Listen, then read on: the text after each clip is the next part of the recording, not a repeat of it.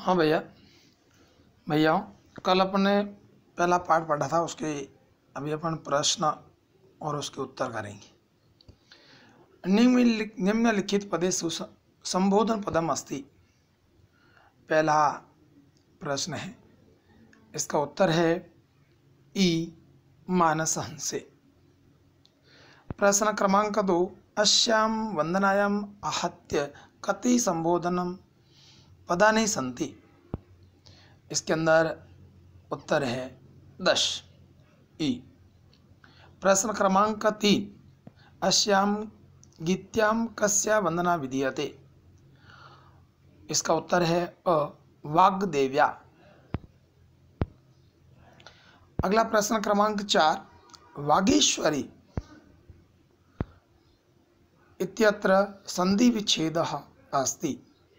वाक् धन ईश्वरी। अब लघुतरात्मक प्रश्न, जिसके अंदर पहला प्रश्न, जय जय हे भगवती सुर भारती इत्यस्या गीति रचयिता को अस्ति। इस प्रश्न का अनुवाद है, जय जय हे सुर भारती इति गीत के रचयिता कौन है।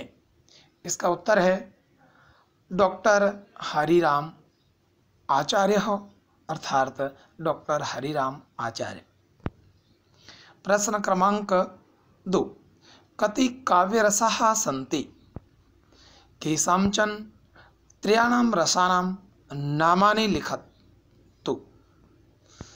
इस प्रश्न का उत्तर है, प्रश्न का अनुवाद है, कति काव्यरसाः, कितने काव्यरस हैं, किन्हीं 3 रसों के नाम लिखिए। जिसके अंदर उत्तर है 9 रस हैं। 9 रसाः भवन्ति। श्रृंगारः, वरुण, रौद्र, त्रयरसाः सन्ति। अर्थात इस अनुवाद होगा 9 रस हैं, श्रृंगार रस, वरुण रस और रौद्र रस। प्रश्न क्रमांक 3, मानस हंसः इत्यस्य किम अर्थोदयं कर्तुं शक्यते।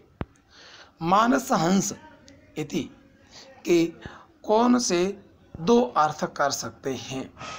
इसका अनुवाद है, मानस सरोवरस्थे हंसः, अर्थात मानस सरोवर रूपी हंस।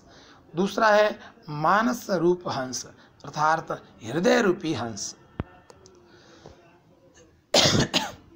प्रश्न क्रमांक 4, सित पंकजम इत्यस्य पर्याय शब्दत्रयं लिखन्तु। सित पंकज आदि इति शब्द के 3 पर्यायवाची लिखिए। तो इसका उत्तर हो जाएगा श्वेत कमलम, पंडूरिकम, सित पंकजम। अगला प्रश्न है निबंधात्मक प्रश्न। निबंधात्मक प्रश्न में पहला प्रश्न है, आसीना भव विमले इति पद्यम हिंदी भाषायाम अनुवाद्यताम। इसका श्लोक क्रमांक 2 है, जिसका अनुवाद पहले बताया। श्लोक क्रमांक 3 है, जिसका अनुवाद पहले भी बताया जा चुका है। एक बार मैं पुनरावृत्ति और कर देता हूँ। हे चमेली,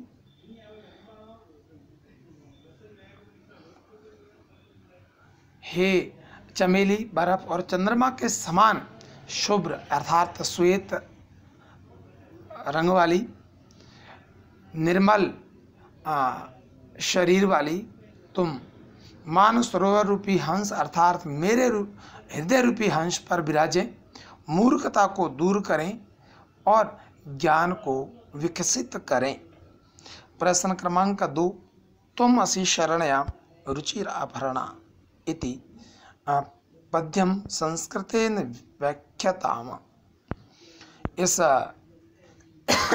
श्लोक का तुम असि, तुम हो, जो माँ शारदी, इसका अनुवाद है हिंदी में अनुवाद को ही वापस संस्कृत में बदल कर अपन लिखेंगे तो ये संस्कृत व्याख्या बन जाएगी। जैसे तुम आश्रय देने वाली हो, अर्थात हे शारदे तुम अशी आश्रयदात्री। तीनों लोकों में श्रेष्ठ अनुवाद है। इसका सरल अनुवाद में अपन करेंगे संस्कृत में।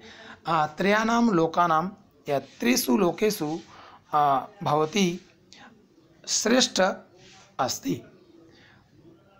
अगला इसके अंदर अनुवाद जो बन रहा है, अनुवाद के अंदर मुनियों द्वारा जिसके चरण की वंदना की जाती है, देवै मुनिभिः च यस्या चरणया स्तुतिताम।